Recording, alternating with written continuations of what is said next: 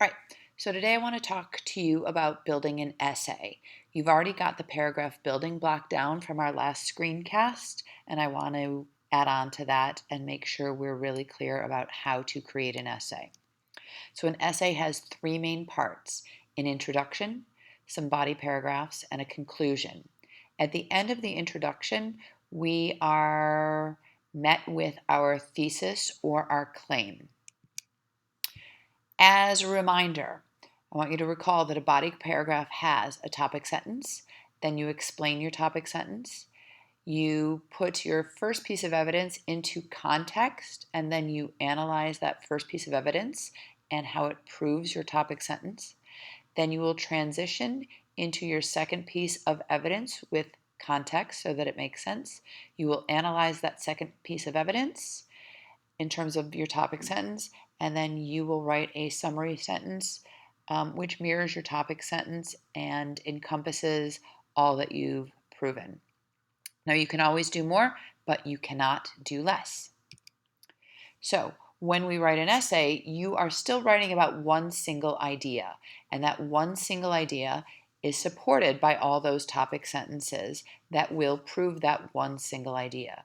The single statement is called a thesis. Many teachers may call it a claim. So the language can get confusing, but the premise is always the same. A thesis is a clear, concise, arguable statement that answers a question. It is proven and supported by topic sentences. Recall, the topic sentence is here as part of your body paragraph. So mathematically speaking, we've got topic sentence plus topic sentence plus topic sentence equals your thesis. So you've already got the body paragraph down. Now we're going to talk a bit about an introduction or the introductory paragraph. The introductory paragraph is usually represented as an inverted pyramid.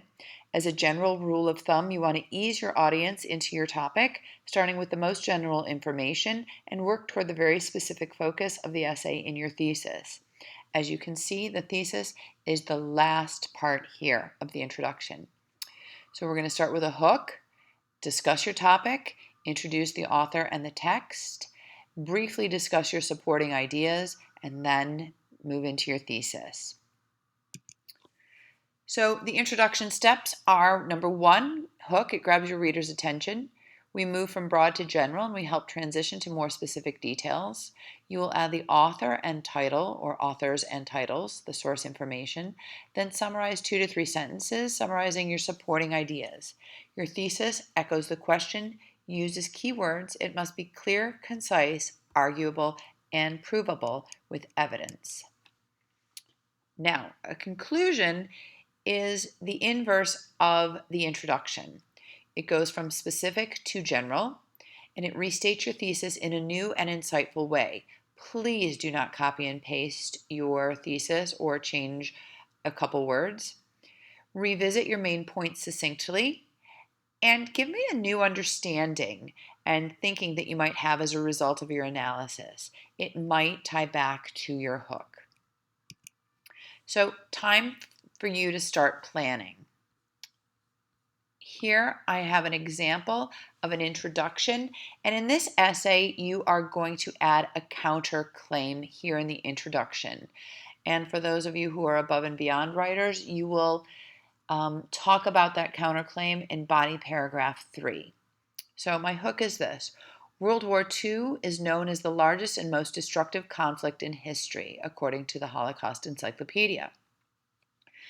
Then I'm going to discuss this idea in a broad way. The consequence and aftermath of so many countries at war left a violent mark on the decade.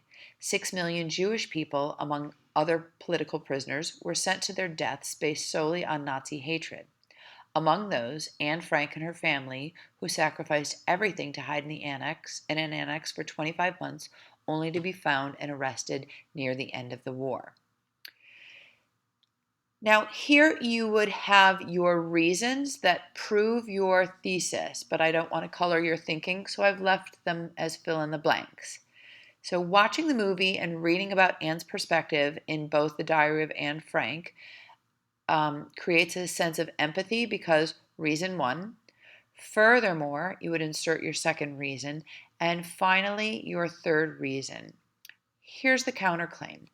While some may feel reading does not make them feel or learn or grow, it is possible they are closing themselves off to these connections and emotions, thereby missing a valuable opportunity as a learner and human being.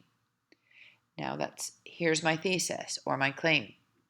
Reading about history helps to develop a sense of empathy for the horrors people endured during World War II, because by visualizing, readers feel emotions that help us to understand what it was truly like to live during this time, which, in turn, helps us grow into a better generation of people who will never let a tragedy like this happen again. So the thesis here, I always like it as the last sentence. Some people turn the counterclaim and the thesis into different positions. I like it. Here's the last. The thesis uses not only the words from the prompt, but also the guiding questions to answer the how, the why, and the how. The claim even introduces the persuasive call to action.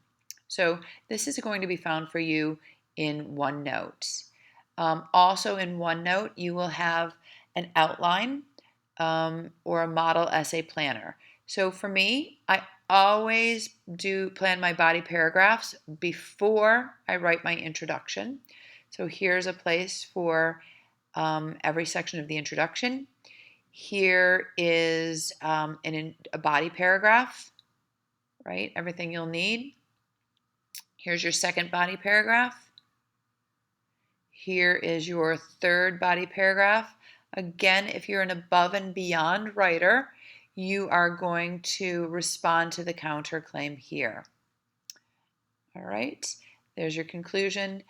And if you have questions about any or all of this, you need to just check in with me during our writing process over the next few days.